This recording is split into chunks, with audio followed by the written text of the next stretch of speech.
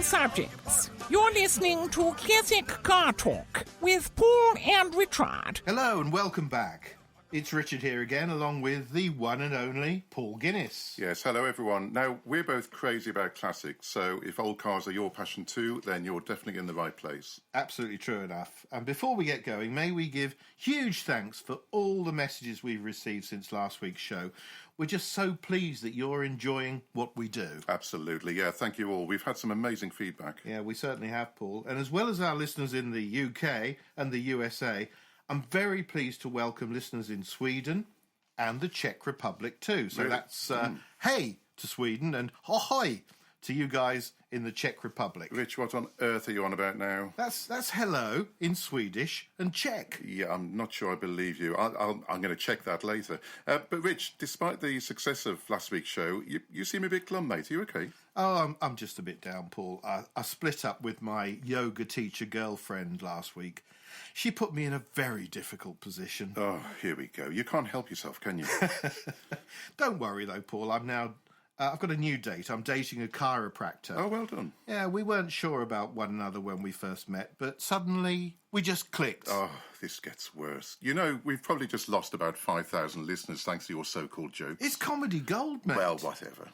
OK, let's get straight in with this week's classic car news. What's happening, Paul? Actually, Rich, before we get on with the news, you remember I mentioned last week my home city of Birmingham.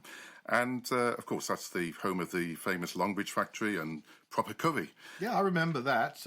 At one time, of course, UK's Motown. Absolutely. Well, it turns out I'm not the only fan of Birmingham because at the start of the 80s, none other than Telly Savalas, remember, TV's Kojak? Oh, yes. Well, apparently he visited Birmingham. No.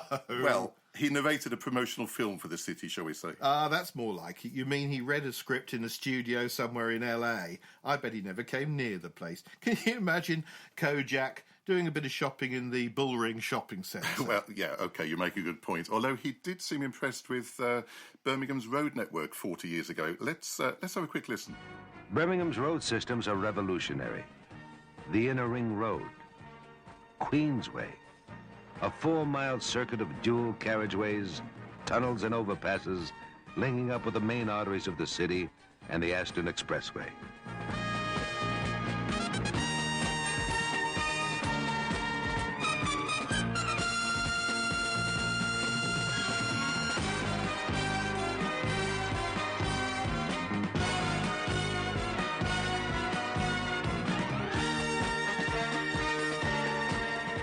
Yes, it's my kind of town. So long, Birmingham. Here's looking at you.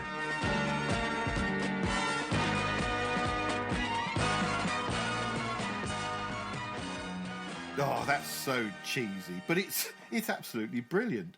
But you know, Paul, if Telly Savalas really had been to Birmingham, I can guarantee he wouldn't be saying good things about the city's road network. Oh, come on, don't spoil the illusion, Rich. Oh, come on. You're only defending him because you share the same hairstyle. Oh, harsh. Actually, one thing I do remember about Kojak was that car of his. It's a real boat of a, mid-70s Buick Century Regal. Well, I'll take your word for that. Obviously, I'm far too young to remember that. Although in a future show, I think we should take a look at some of the best TV cop cars that we all remember. We've all got some favourites, I'm sure. Oh, great idea. Love to do that. Absolutely. Anyway, on with some news and the announcement that this year's London to Brighton Classic Car event, which takes place on Sunday the 31st of May, that's to include a special modern classics run for the first time. OK, let me get this straight. That's got nothing to do with the famous London to Brighton veteran car run, has it? No, exactly. No, this one's aimed at owners of your more traditional classics, if you like. Although this year, as I say, it's incorporating a separate run for the modern classics, which they're terming those built between 1979 and 99. Ah, well, that makes sense because there's a lot of interest in these newer classics these days, isn't there? Absolutely, it's a growing scene. I mean, this isn't the cheapest event to enter. It's £110 for driver and navigator per car. But for that, you get a decent day out, as well as a numbered rally board, tulip-style route book, of course. The works, really. If you want more details, all you have to do is go online to classicmotorevents.co.uk. That sounds great to me. Although I dread to think what kind of awful car you'd choose to do the run in. No doubt something from British Leyland. Come on, Rich. If we're talking 80s and 90s, you do realise that by then it was BL cars. And then, of course, it became Austin Rover, and then finally the Rover Group. Oh, that anorak of yours is out again. Well, it's never far away. And for your sarcasm, my friend, I'm going to inflict this ad on you. You're familiar with Noel Edmonds, aren't you? Well, I actually worked with dear Noel at one time. Yeah, lovely bloke and a really good driver. Did a lot of racing at one time. Great driver. And, of course, I remember Mr. Blobby. Yeah, OK, well, let's not go there. Anyway, back in the mid-'80s, Noel did a TV ad for Austin Rover, and whether you like it or not, we're going to hear it. Come with me. I want to show you a very special place. It's where Austin Rover design all their new cars. And where they created the new Austin Metro. It has a totally redesigned front for greater aerodynamic efficiency. And the magic of Metro now comes with 5 doors.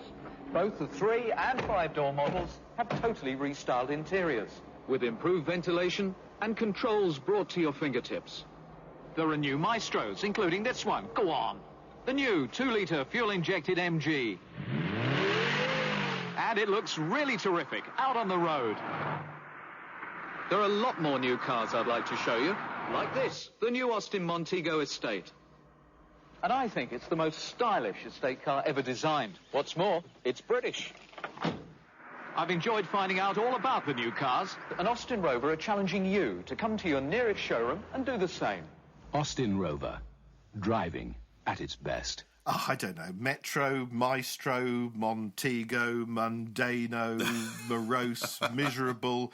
You really know how to excite me, don't you, Paul? Well, I certainly know how to annoy you, that's for sure. Anyway, enough of that. What's on your mind this week, Rich? Well, I tell you what, Paul, I was just thinking that almost as quickly as we heard about that one British firm announcing its electric Jaguar XK120, Fever went and banned all classics with electric motor transplants. And then the Federation of British Historical Vehicle Clubs, they quickly nailed their colours up there in agreement. Apparently cars with electric conversions, they'll be welcome back as classics so long as the original engines and transmissions are replaced. But until then, says Fever, they're not classics anymore. Yeah, I guess some might argue that when fuel runs out, then we're all going to go electric. Yeah, well, yeah, fair one, but to get behind Fever and the Federation here, we haven't run out of fuel, have we? No. I mean, we still have gasoline-powered cars on the road right across the world. So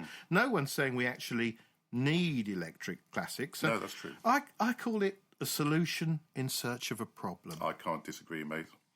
I mean, as for electric classics, well, while I'm sure that the driving experience is undoubtedly interesting, to me, I tell you, it's like an antique table and putting a set of legs and casters on from IKEA. It's modern, it's practical, sure, but it's no longer an antique, is it? So why not go the whole hog, glue a classic car body onto a Tesla and be done with it? Well, that's one option. I mean, I hear what you're saying. It's a tricky one, Rich, and I think, in fairness, it's too big a subject for the news section. So maybe we'll revisit it next week when we can give it a bit more time. I'd like that. Yeah, brilliant. And meanwhile, let us know on our Facebook page what your thoughts are. If you run a classic that's converted to electric or perhaps some kind of resto mod, then, we'd love to hear from you. Ah, resto mods. Yes, that's a whole new can of worms. Yeah, too true. Yeah, I'll look forward to debating that. Yeah, absolutely. Away from electric cars, though, let's just talk V8 for a couple of minutes, Rich, because one bit of news that came through this week, and it's a little bit sad, but Bentley has announced that it's phasing out its traditional British-built V8 engine. It's the engine that's, these days, it's only found in the current Mulsanne, of course, and the Mulsanne is about to be phased out.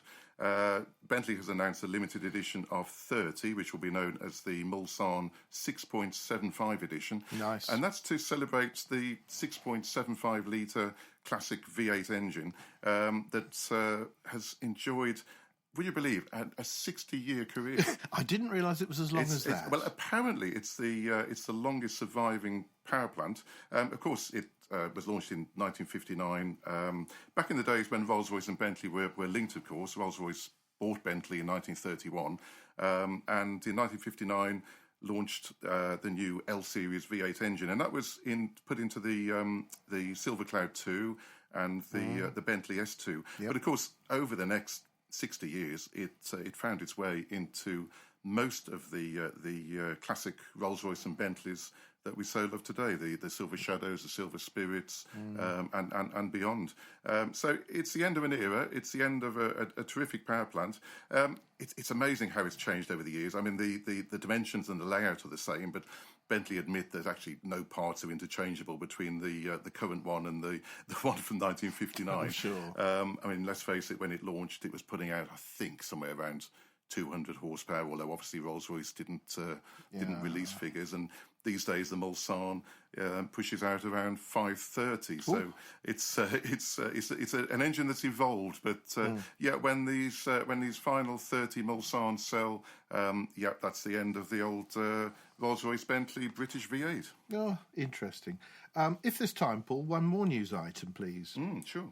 Well, I was contacted this week by a listener, Russell Parks. Hi, Russell. He's worried about the prospect of the new ethanol fuel being introduced in the UK. Oh, okay, so that's the E10 fuel, isn't it? Which means 10% ethanol rather than the current 5%. That's it, spot on, Paul. And I do know that Sir Greg Knight MP, he's chair of the Historical Vehicle Group in UK Parliament. Yeah. He's promised to speak up for the classic movement, but my advice to you, Russell, is really don't panic. In the States, for example, they have 3 pumps. They've got regular gas, gas with ethanol, and diesel. And drivers simply select the one that's right for their car. And I see no reason why the UK government can't be sensible and do the same thing here. Well, you say that, but expecting any government to do the sensible thing, I think that's a bit of a big ask, Rich. But in that scenario, I guess the danger is that people don't buy the regular fuel and, filling stations, eventually they discontinue it on the forecourt. Yeah, well, that certainly would be bad news, Paul. But there are an awful lot of classics on the road in the UK. We buy a lot of fuel between us, so we need to make our voices heard. Absolutely, and I think this is one we'll be watching closely. Yeah, that's for sure. OK, time for a break.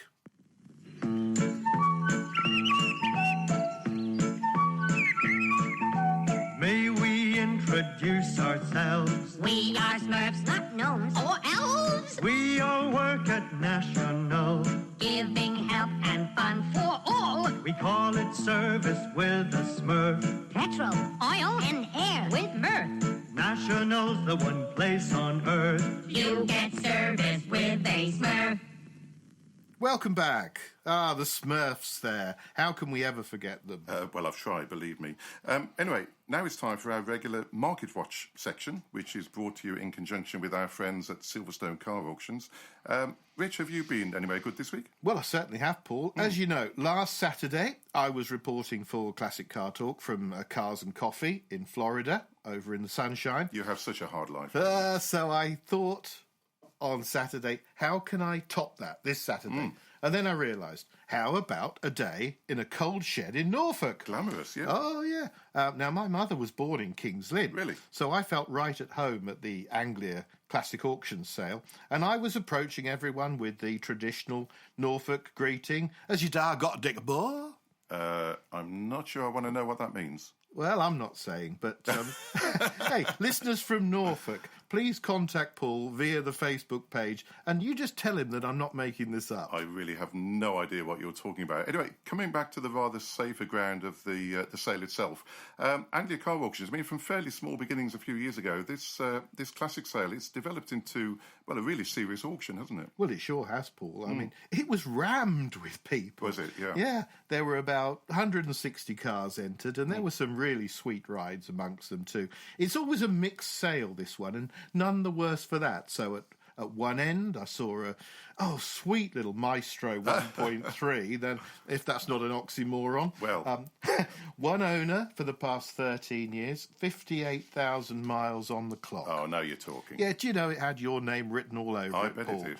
And the hammer fell at just £400, about $500. So well done to whoever went home in that. Well, it shows there are bargains out there, and that's one of them, I think. Yeah, I also saw